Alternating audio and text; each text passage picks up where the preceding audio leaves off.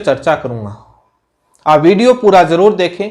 यदि आप मेरे चैनल पर पहली बार जुड़े हैं तो चैनल को सब्सक्राइब करें और वीडियो को सभी जगह शेयर करें, चाहे बीएड या डीएलएड, ताकि कंफ्यूजन सभी के दूर हो। चलिए चर्चा करते हैं बिंदुवार पॉइंट वाइज सभी भर्तियों के सभी राज्यों के जो मैंने अभी बताया है। केंद्रीय विद्यालय संगठन ने अभी हाल ही में एक पत्र जारी करके ये स्पष्ट किया कि हम बीएड को प्राइमरी टीचर भर्ती से बाहर कर रहे हैं, उनका रिजल्ट जारी नहीं करेंगे। ये इसलिए उन्होंने कारण भी बताया कि हमारे विज्ञापन में सुप्रीम कोर्ट में देवेश शर्मा बनाम जो अन्य याचिकाएं यूनियन ऑफ इंडिया, एनसीटी की सभी जो अपील थी, उस निर्णय के अधीन हमने पूरी भर्ती प्रक्रिया करी है।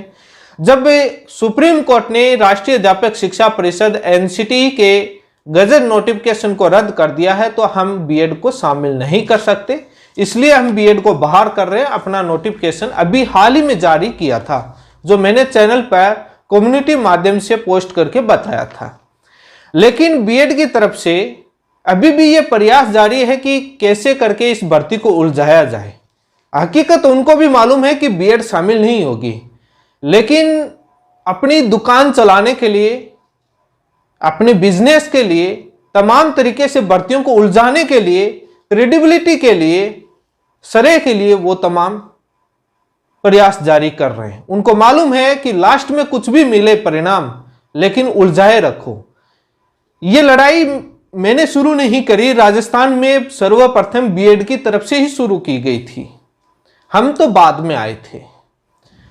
लेकिन इसमें बीएड के पैसे ही बर्बाद नहीं हो रहे, इसमें डीएलएड डिप्लोमा छात्रों का समय भी बर्बाद किया जा रहा है, उनके भी पैसे बर्बाद होते हैं जब कोर्ट कचहरी में बेफिजूल में खर्च किए जाते हैं। मैंने अभी हाल ही में रिव्यू पिटीशन क्लैरिफिकेशन को लेकर कई बार वीडियो डाले। अब रिव्यू पिटीशन में मैंने पीछे वाले वीडियो में बताया था, वो स्वयं स्वीकार करते हैं कि याचिका एक्सेप्ट होने की न के बराबर संभावना, उसके बावजूद भी लगाई, फ्री में नहीं लगाई। मैंने कई प्रकार के सवाल खड़े। ये एक भर्तियों को उलझाने का, अटकाने का ही प्रयास उनका होता है, कुछ निजी बेनिफिट के लिए भी। वो लोग बोलते हैं कि हम आरोप नहीं लगाते, हम वो नहीं करते। उनके हाईकोर्ट के समय की वीडियो देखे, जब वे हाईकोर्ट में बीएड हारी थी, उनकी यूनियन, उनकी टीम ने किस प्रकार से आपस में एक दूसरे पर आरोप लगाए थे, वो सवाल बोलते हैं। अभी उनका प्रयास जारी है, यूपी के लोगों को उनकी असलियत सामने आई है तो वो चल रहे हैं। ये भी सामने आया, बता रहा है कि 7 लाख रुपए का नाश्ता किया, बता रहे हैं। जिस प्रकार से एक आरटीआई में जानकारी रेलवे ने कितने लाखों रुपए में चूहे पकड़ने के लिए खर्च किए, वैसे ही 7 लाख रुपए का नाश्ता बता रहे हैं। हैरानी की बात है। कई प्रकार की, चलो खैर उन बातों से अपने को क्या लेना देना, लेकिन डिप्लोमा छात्रों का भी समय बर्बाद होता है, पैसा बर्बाद होता है। केवीएस से पीआरटी की भर्ती के रिजल्ट को रोकने के लिए वो प्रयास कर रहे हैं कि हम रिव्यू पिटीशन लगा दी, इसलिए इस भर्ती के रिजल्ट को रोकिए। हम एडवोकेट से लिखवा करके दे रहे हैं। क्या वो केवीएस अधिकारी के इतने अनपढ़ हैं कि उनको डायरी नंबर लगा करके सुप्रीम कोर्ट में चेक करना नहीं आता? आप लिखवा के दे रहे हो। लेकिन क्या रिव्यू पिटीशन दाखिल करने से स्टे है जो भर्ती पर, जो इस प्रोसेस को रोकें? वैसे उनका इतिहास बताऊं तो जब एमएचआरडी मिनिस्टर और एनसीटी से मिलने के उनके पीछे के पोस्टर और वीडियो देखोगे, ऐसा लगता था जैसे मंत्री हैं ये, स्वयं जैसे मंत्री से मिल रहे हैं। ये मात्र उनकी फैकोलॉजी है और श्रेय लेने की एक प्रोसेस है, एक तरीका है उनका जो अपनाते हैं, जिसके कई पीछे कारण हैं। इनको मालूम है जब हाईकोर्ट के समय, सुप्रीम कोर्ट के समय, इनको यह तक नहीं पता था हाईकोर्ट के समय कि कोर्ट में बहस क्या होगी, फैसला किस आधार पर होगा। मेरे तथ्यों के आधार पर तो इन्होंने बोलना और तरीके पर आए थे, और आज भी इनको ये नहीं मालूम कि केस नहीं जीतेंगे। ये मालूम है इनको कि इस आधार पर कैसे रिव्यू पिटीशन एक्सेप्ट होगी, कुछ भी मालूम नहीं है। लेकिन वीडियो बनाना और भर्तियों को उलझाना, लोगों को गुमराह करने का इनका खेल बन चुका है। जो कई बार साथी मेरे चैनल के नीचे बीएड वाले कमेंट करते हैं, पहले अपने उन लोगों से सवाल पूछिए, उनके पीछे के वीडियो जो वो राजस्थान की जो भी यूनियन थी उन सभी के तमाम प्लेटफॉर्म के माध्यम पर जाकर के देखिए, उनकी पोस्टें देखिए। कुछ तो डिलीट करके भी भग गए होंगे उनमें से, या मेरे देख सकते हैं, पता लग जाएगा कि कौन सत्य बोलता है। लेकिन केंद्रीय विद्यालय संगठन ने अपने विज्ञापन में बाकायदा मेंशन किया था सुप्रीम कोर्ट में लगी हुई एसएलपीओ के अधीन रखने का, और उन्होंने उसी निर्णय के अधीन केवीएस ने अपना एक पत्र भी जारी कर दिया। अब यदि ये लोग हाईकोर्ट या सुप्रीम कोर्ट या केट में जाकर के उस रिजल्ट को उलझाने की भी कोशिश करेंगे तो केवीएस इनके अगेंस्ट आएगी। और सुप्रीम कोर्ट, ये मेरा दावा है, केवीएस पीआरटी भर्ती के अंदर बीएड शामिल नहीं हो सकती, रिव्यू इनकी एक्सेप्ट नहीं होगी। ये स्वयं इस बात को स्वीकार करते हैं। जो ये बोलते हैं 11 अगस्त से, जो 11 अगस्त से जजमेंट लागू हो, 11 अगस्त 2023 का जो फैसला है उसके लास्ट जो पैराग्राफ के अंदर है, 2 पैराग्राफ में उसमें मणिपुर के मामले का फैसले का जिक्र किया, उसमें लाइन मैंने पीछे की वीडियो में वो पढ़ा लीजिए। ये उनको मालूम नहीं है कि राजस्थान हाईकोर्ट के फैसले को अपहेल्ड किया, उसका मीनिंग क्या होता है। राजस्थान हाईकोर्ट के फैसले को बरकरार रखा है और पॉइंट जोड़ करके उस जजमेंट को सॉलिड बनाया है। क्वेश्चन तो तभी हो गया था 25 नवंबर 2021 को, लेकिन बीएड के छात्रों को गुमराह करने का काम है और इससे डीएलएड के छात्र भी समय बर्बाद होता है। दोनों पर, डीएलएड हो या बीएड, दोनों छात्रों का समय बर्बाद होता है, पैसा बर्बाद होता है। जब वो जाते हैं तो बाद में डीएलएड छात्रों को भी हर प्रकार से प्रयास करना पड़ता है, उनको भी डर लगता है। क्यों किया जा रहा है जब मालूम है जजमेंट हो गया और क्वालिटी का बहुत रिपोर्टेबल जजमेंट हुआ है, किसी से पूछ लीजिए। लेकिन गुमराह करना, आज ये रिव्यू पिटीशन के लिए केवीएस पीआरटी के रिजल्ट को लेकर गुमराह कर रहे हैं केवीएस को, कल को ये क्लैरिफिकेशन को लेकर गुमराह करेंगे, बाद में कुछ और पॉइंट लेकर आएंगे क्यूरेटिव पिटीशन को लेकर, जो मैंने अभी हाल ही में वीडियो बनाया उसका लेकर जाएंगे कि हम क्यूरेटिव पिटीशन लगा रहे हैं, आप रिजल्ट रोक, क्या भर्ती रोकने का एजेंडा। उसमें बाद में सुनवाई नहीं करवाएंगे, अर्जेंसी नहीं दिखाएंगे, पड़ा रहने देंगे महीनों तक, 2 महीने तक। भर्तियों को उलझाने का तरीका है, कोर्टों में मैटर की सुनवाई और तारीख लेने का सिस्टम अपना रखा है इन्होंने। दुकान चलती रहे, मैं ये बोलना नहीं चाहता था, लेकिन दोनों तरफ के छात्रों का समय बर्बाद किया जाता है और दोनों तरफ के छात्रों का भविष्य बर्बाद करने का प्रोसेस जारी रहते हैं, मात्र अपने निजी बेनिफिट के लिए। इनकी सच्चाई पीछे का इतिहास उठा करके देख लीजिए, ये जो बोल रहे हैं हाईकोर्ट के समय से।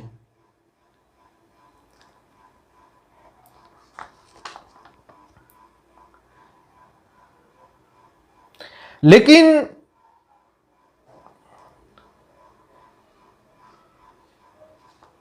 मेरे ये समझ में नहीं आया कि ये लोग क्यों बीएड के छात्रों को तो कर ही कर रहे हैं गुमराह, इसके साथ डिप्लोमा छात्रों को भी गुमराह कर रहे हैं। क्यों, क्या मिल रहा है इनको, पता है इनको फैसला क्या हुआ है।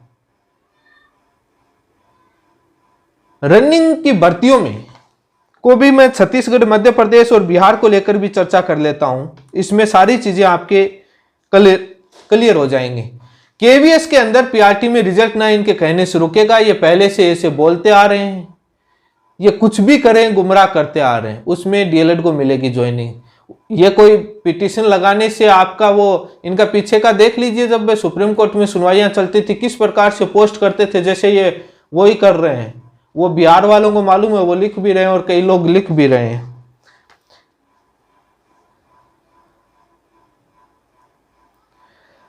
अब बात आती है मध्य प्रदेश को लेकर। मध्य प्रदेश हाईकोर्ट में यह मैटर चल रहा है, आप सभी को मालूम है, और सुनवाइयां होंगी और उसमें सारी चीजें क्लियर हो जाएंगी। अभी 4 अक्टूबर को सुनवाई है, उसको लेकर के मैंने अभी वीडियो चैनल पर देख सकते हैं सुनवाई में क्या हुआ था, और न्याय मिलेगा, सत्यमेव जयते। वो गुमराह करने जैसे बोल ऐसे रहे हैं कि हम आज जबलपुर जा रहे हैं, कल वेस्ट बंगाल जा रहे हैं, परसों राजस्थान जा रहे हैं, बाद में एनसीटी जा रहे हैं, हम भारत सरकार के मंत्री के पास जा रहे हैं, जैसे इनके मंत्रियों का दौर जारी है, जैसे बहुत वीआईपी पर्सन है। मध्य प्रदेश के सारे वकील अनपढ़ हैं, जैसे जबलपुर जाकर के ये सारे चीजें ब्रीफिंग यही करेंगे। कितनी अंग्रेजी बोलनी आती है, कितनी कानून की जानकारी है इनके, हाईकोर्ट के समय से जाकर के इनके बातें यूट्यूब पर पढ़ लीजिए, इनको मालूम है। मेरे YouTube पर बहस का मुद्दा सिखाया था कि मैंने कि कोर्ट में किन बातों पर चर्चा होगी, फैसला किस आधार पर होगा। जो लोग आप बोल रहे हैं, वहां जैसे हाईकोर्ट के वकीलों को फाइल पढ़नी नहीं आती है, वहां जाकर के मात्र एक एजेंडा होता है पब्लिसिटी लेने का। ठीक है, उनका प्लेटफॉर्म में ले रहे हैं, लेकिन सत्य तो मैं बोलूंगा। लेकिन मध्य प्रदेश के छात्रों को, डीएलएड छात्रों को न्याय मिलेगा। हाईकोर्ट ही इन मामलों में डिसीजन करेगी और सुप्रीम कोर्ट के जजमेंट का वॉयलेशन नहीं हो पाएगा, क्योंकि क्वालिटी एजुकेशन की बात कही गई है और मौलिक अधिकारों का हनन होता है यदि बीएड को ज्वाइनिंग दी जाती है। और उस मामले में संवैधानिक पीठ का भी फैसला भी है, आप सभी ने पढ़ा है। बिहार के अंदर सुप्रीम कोर्ट ने ऑर्डर जारी कर दिया है, अभी हाल ही में, आप सभी को मालूम है। तो बिहार सरकार गवर्नमेंट नहीं थी और इस वजह से उन्होंने कमेंट नहीं किया, बाकी उन्होंने ऑर्डर पास कर दिया है।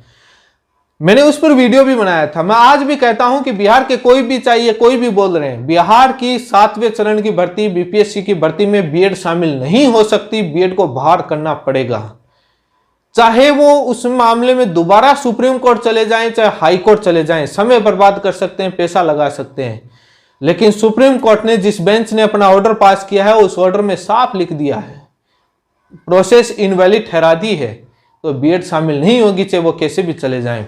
जो बोल रहे हैं ना कि बिहार के 7वें चरण की भर्ती, जो बीपीएससी भर्ती में बीएड शामिल करवा देंगे, किसी भी हालत में नहीं होगी। अब वेस्ट बंगाल के अंदर रनिंग भर्ती के अंदर कह रहे हैं, आइए लेकर क्लेरिफिकेशन में लेकर जा रहे हैं, उलझाने के लिए, पुरानी भर्तियों में उसके साथ उलझा रहे हैं। पहले मध्य प्रदेश वालों के पैरों पर कुल्हाड़ी मारने की कोशिश करिए, उसका आगे रिजल्ट मिल जाएगा। अब वेस्ट बंगाल वालों के लिए है रनिंग भर्ती, जो वेस्ट बंगाल में चल रही है, उसमें बीएड शामिल नहीं होगी। जो बोल रहे हैं 11 अगस्त से फैसला लागू हो जाएगा, क्या राजस्थान हाई कोर्ट के जजमेंट की कोई वैल्यू नहीं है? ये वही लोग हैं जो बोलते थे कि हाईकोर्ट के पास पावर ही नहीं होता भारत सरकार के कानून को रद्द करने का, हाईकोर्ट में याचिका ही नहीं लग सकती थी। उस समय मैंने सुप्रीम कोर्ट के कई आदेश और कई बातें मैंने बताई थी। आज भी उनके मायने में यह है, उनके इंटेंशन में, कि राजस्थान हाईकोर्ट के जजमेंट का कोई मतलब ही नहीं है। जो सुप्रीम कोर्ट ने दिया उसी तारीख से, वो तो ऐसे ही है जो दे दिया, राजस्थान के लिए दिया। ये नहीं मालूम कि राजस्थान हाईकोर्ट के जजमेंट को सुप्रीम कोर्ट ने अपहेल्ड भी किया है। उसका मीनिंग क्या है? जब नोटिफिकेशन ही क्यूएस है, उसके आधार पर ज्वाइनिंग मिल ही नहीं सकती, प्रेजेंट में कैसे काम हो जाएंगे?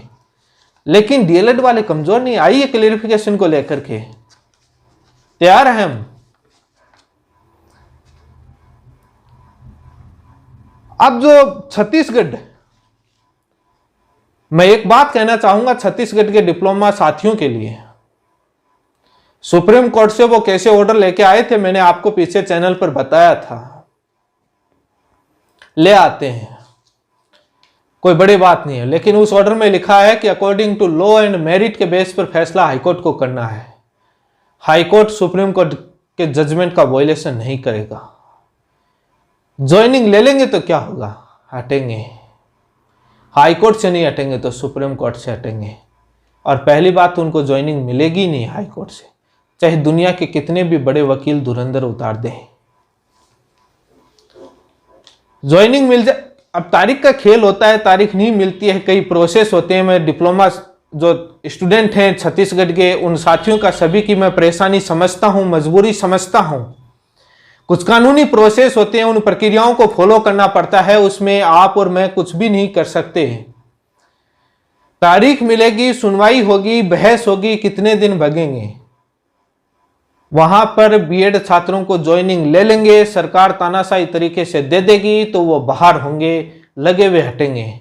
जो कई बोलते हैं नहीं हटते, Rajasthan high court double bench ने हाई कोर्ट एलडीसी की भर्ती में ओबीसी एससी एसटी जनरल के कट ऑफ विवाद के मामले में अपने फैसले में रिपोर्टेबल जजमेंट में साफ कहा है, पैरा नंबर लास्ट पैराग्राफ में।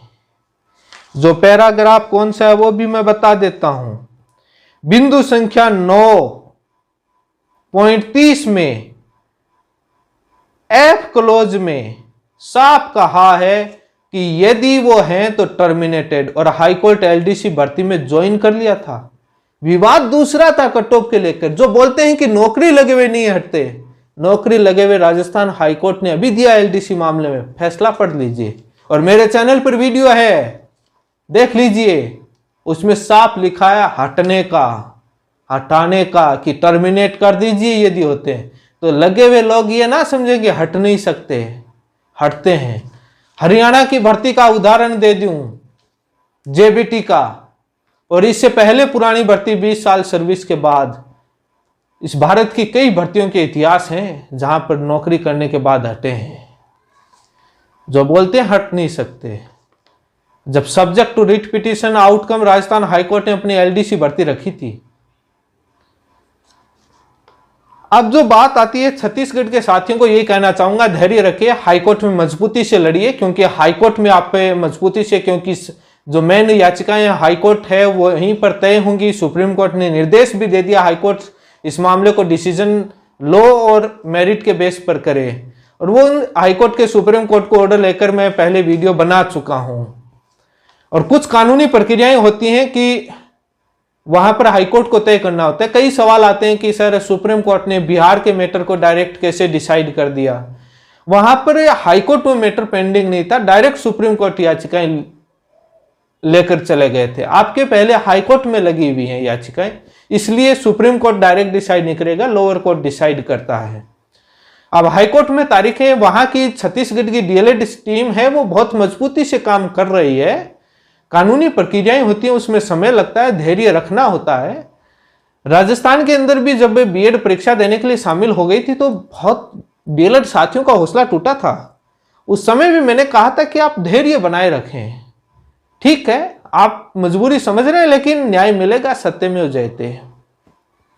11 अगस्त 2023 से फैसला किसी भी हाल और सूरत में लागू नहीं होगा, ये मैं आज दावे के साथ कह रहा हूं। इससे पहले से लागू होगा, और ये बात नोट करके रख लीजिएगा, जिस दिन आए उस दिन पता लग जाएगा। और कौन गुमराह करते हैं, ये अपनी दुकान चलाने के लिए जो बोलते हैं, इनका पूरा पीछे का इतिहास इनका देख लीजिए। मैं बोलना नहीं चाहता था, ये आरोप तो अब पता है अपनी टीम मेरे पीछे भी लगाएंगे, लगा दीजिए, क्या फर्क पड़ता है।